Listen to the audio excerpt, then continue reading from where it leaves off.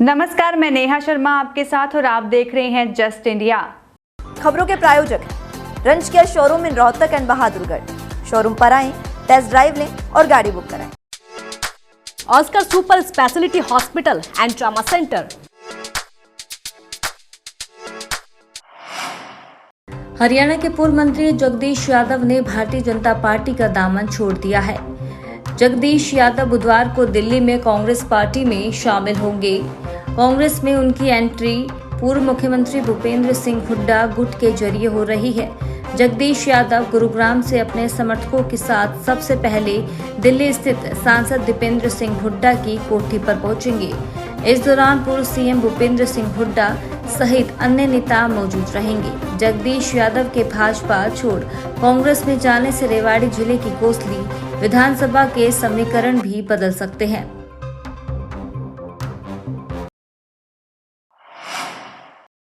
हरियाणा के मुख्यमंत्री करनाल में कार फ्री डे पर एक अलग ही अंदाज में दिखे। वह घर से करनाल एयरपोर्ट पर बुलेट से पहुंचे। हर मंगलवार को करनाल को कार फ्री डे घोषित करने की मुख्यमंत्री मनोहर लाल घोषणा कर चुके हैं। सीएम के साथ साथ सभी सुरक्षाकर्मी भी बिना कार के ही एयरपोर्ट पहुंचे। सीएम ने इस मौके पर कहा कि शहरों में ट्रैफिक को कम करने और भीड़भाड़ को खत्म करने के लिए हमें ऐसे छोटे छोटे प्रयास शुरू करने होंगे। सीएम मनोहर लाल ने करनाल में 23 दिन पहले साइक्लोथॉन रैली को झंडी दिखाते हुए करनाल में मंगलवार को कार फ्री डे की घोषणा की थी। राजस्थान सांसद दीपेंद्र हुड्डा ने आईएनएलडी और जेजेपी पर जमकर निशाना साधा है। दीपेंद्र हुड्डा का कहना है कि आईएनएलडी और जेजेपी की रैलियां पिट गई है। इनेलो ने विपक्ष की भूमिका निभाने के बजाय बीजेपी से साठगांठ की राजनीति की है। दीपेंद्र हुड्डा ने जेजेपी पर भी बड़ा हमला किया। उन्होंने कहा कि जननायक जनता पार्टी हरियाणा के लोगों के साथ विश्वासघात करके राजस्थान भाग गई और अब वह राजस्थान के लोगों को ठगना चाहते हैं। दीपेंद्र हुड्डा ने राजस्थान में जेजेपी की ठगी की दुकान नहीं चलेगी। विपक्ष के रूप में नहीं, अब विकल्प के रूप में प्रदेश की जनता देख रही है कांग्रेस पार्टी को और कांग्रेस का परिवार लगातार बढ़ रहा है। लोग कांग्रेस का जनाधार प्रदेश में हुड्डा साहब के नेतृत्व में, उदयभान जी की अध्यक्षता में लगातार बढ़ रहा है। ये जेजेपी पार्टी तो हरियाणा में लोगों को से विश्वासघात करके राजस्थान भाग गई है, तो राजस्थान में भी भागी, मगर राजस्थान के लोगों ने भी उनको अस्वीकार कर दिया। जहाँ तक इनेलो की बात है, इनेलो की आज आत्ममंथन रैली थी कि वो पार्टी क्यों हाशिए पे आ गई, आज हरियाणा के में राजनीतिक अस्तित्व न क्यों खत्म समाप्त हो गया। तो वो इस बात पे वो आत्ममंथन कर रहे थे और उनका कारण ये था कि ये विपक्ष की जिम्मेदारी इनको जब मिली तो बीजेपी से विपक्ष की भूमिका ना निभाते हुए बीजेपी का साथ देते हुए हुड्डा साहब और हमको निशाने पे लिया इन्होंने। लोगों ने कहा आपको कहा तो था कि बीजेपी के खिलाफ विपक्ष करो, आप तो हुड्डा साहब के विपक्ष में हो। राजधानी दिल्ली के भोगल इलाके से चोरी की बड़ी घटना सामने आई है, जहां शोरूम की छत काटकर अंदर घुसे चोरों ने 20 से 25 करोड़ रुपए का सामान पार कर दिया। ज्वेलरी शोरूम के मालिक के अनुसार वो रविवार रात दुकान बंद करके गए थे। सोमवार को छुट्टी के बाद जब मंगलवार को दुकान खोली तो उसे सारा सामान गायब था। ज्वेलरी शोरूम के मालिक के अनुसार वो रविवार को अपनी दुकान बंद करके गए थे। दिल्ली के जगपुरा के इलाके में सोमवार को मार्केट बंद रहता है, जिसकी वजह से उसके अगले दिन यानी आज वो दुकान पहुंचे। दुकान खोलते ही उनके होश उड़ गए। पूरी दुकान में धूल थी और स्टोर रूम की दीवार में भी एक छेद था। सोने, चांदी और हीरे के सभी जेवर गायब थे। कुरुक्षेत्र में केंद्रीय राज्य मंत्री डॉक्टर संजीव कुमार बाल्यान और विधायक सुभाष सुधा ने प्रदेश के 218 युवाओं को सरकारी नौकरियों की नियुक्ति पत्र दिए। प्रधानमंत्री नरेंद्र मोदी ने वीसी के जरिए देश के 51,000 से अधिक युवाओं को नियुक्ति पत्र वितरित किए। केंद्रीय पशुपालन राज्य मंत्री डॉक्टर संजीव कुमार बाल्यान ने कहा कि केंद्र सरकार की तरफ से आने वाले कुछ दिनों में देश के युवाओं को कई विभागों में 4 लाख सरकारी नौकरियां देगी। इस सरकार ने अब तक 9 लाख सरकारी नौकरियां दी है। 2022 में जब इसकी शुरुआत हुई तो पहले रोजगार मेला में मैं देहरादून था और करीब 6 लाख युवाओं को अक्टूबर से अब तक नियुक्ति पत्र दिए जा चुके हैं और मुझे लगता है कि करीब 4 लाख कहीं न कहीं पाइपलाइन में है।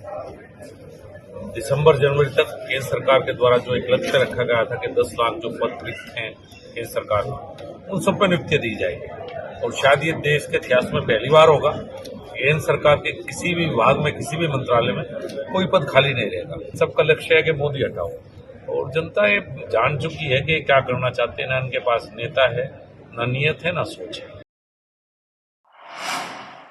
पिहोवा में राज्य मंत्री संदीप सिंह ने विभिन्न गांवों में 2 करोड़ रुपए के करीब की विकास योजनाओं का उद्घाटन एवं शिलान्यास किया। राज्य मंत्री सरदार संदीप सिंह ने कहा है कि मुख्यमंत्री मनोहर लाल के नेतृत्व में गांवों तक मूलभूत सुविधाएं पहुंचाने के लिए सरकार करोड़ों रुपए के प्रोजेक्ट पर काम कर रही है, जिनमें से अधिकतर पूरे हो चुके हैं और अन्य का कार्य तेज गति से जारी है।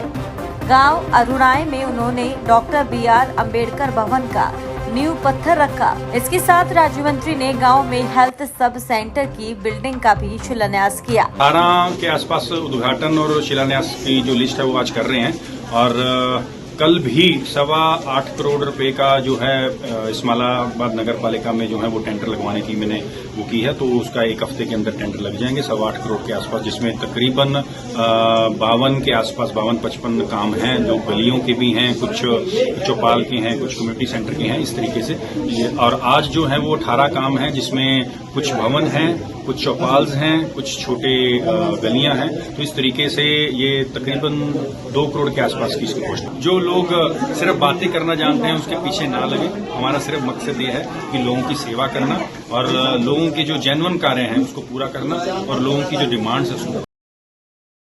हरियाणा के दिग्गज नेता पूर्व मुख्यमंत्री भजनलाल के सुपुत्र और 4 बार विधायक रहे एवं 2 बार सांसद रहे छत्तीस बिरादरी के नेता एवं भावी मुख्यमंत्री चौधरी कुलदीप बिश्नोई जी को वरिष्ठ भाजपा नेता योगेंद्र नाथ मल्होत्रा की तरफ से जन्मदिन की हार्दिक शुभकामनाएं। तो वहीं वरिष्ठ भाजपा नेता योगेंद्र नाथ मल्होत्रा ने कहा है कि चौधरी भजनलाल जी, श्रीमती जसमा देवी जी, चौधरी चंद्रमोहन जी, चौधरी कुलदीप बिश्नोई जी, उनकी धर्मपत्नी श्रीमती रेणुका बिश्नोई जी और उनके बेटे भव्य बिश्नोई जी एक ही परिवार से सांसद एवं विधायक रहे हैं। जिस नेता ने संघर्ष करके 2014 में बीजेपी को हरियाणा में सत्तासीन किया हो, आज भाजपा को इस दमदार एवं प्रभावपूर्ण छत्तीस बिरादरी के नेता को हरियाणा में 2024 का मुख्यमंत्री घोषित करना चाहिए।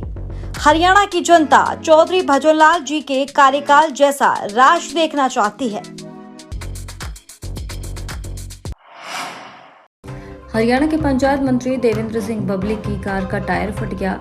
इससे उनकी कार दुर्घटनाग्रस्त होने से बच गई। ड्राइवर की सूझबूझ से वह इस हादसे में बाल बाल बच गए। वह जननायक जनता पार्टी की राजस्थान के सीकर में हुई रैली से हरियाणा सिरसा वापस आ रहे थे। हालांकि बाद में वह दूसरे वाहन से सिरसा के लिए रवाना हुए।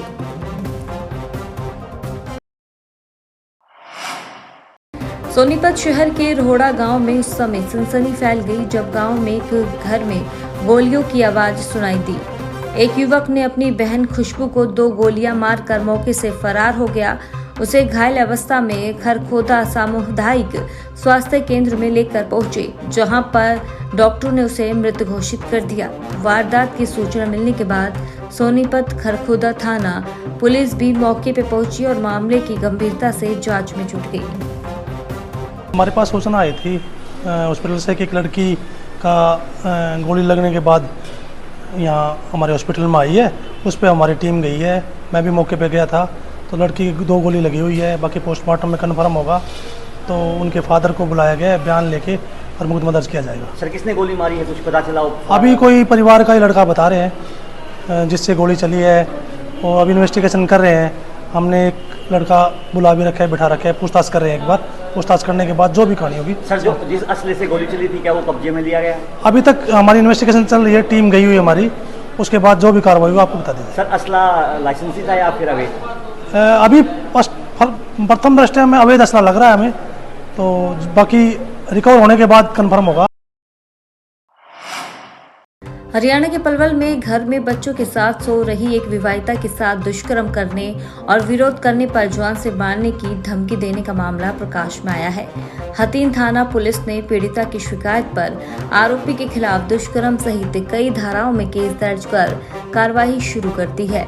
हथीन थाना प्रभारी मुकेश कुमार के अनुसार हथीन थाना क्षेत्र के एक गांव निवासी विवाहिता ने दी शिकायत में कहा है कि उसका पति ड्राइवर की नौकरी करता है और ज्यादातर घर से बाहर रहता है।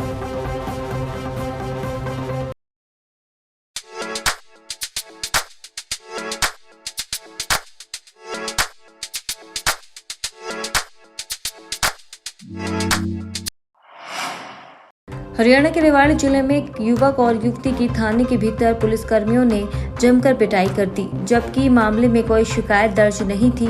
इतना ही नहीं, युवक के हाथ पर युवती से राखी भी बंधवाई गई। इस मामले में धारवेड़ा थाने में एक एसआई, महिला हेड कांस्टेबल सहित 3 के खिलाफ एफआईआर दर्ज की गई है। युवक को निर्वस्त्र करके थाने में पीटने का आरोप है।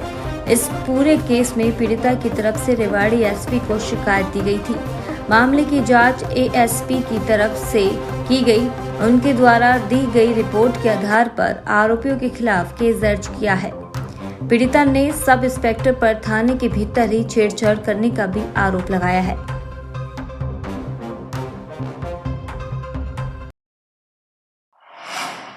खबरों में फिलहाल इतना ही। देखते रहिए जस्ट इंडिया। नमस्कार।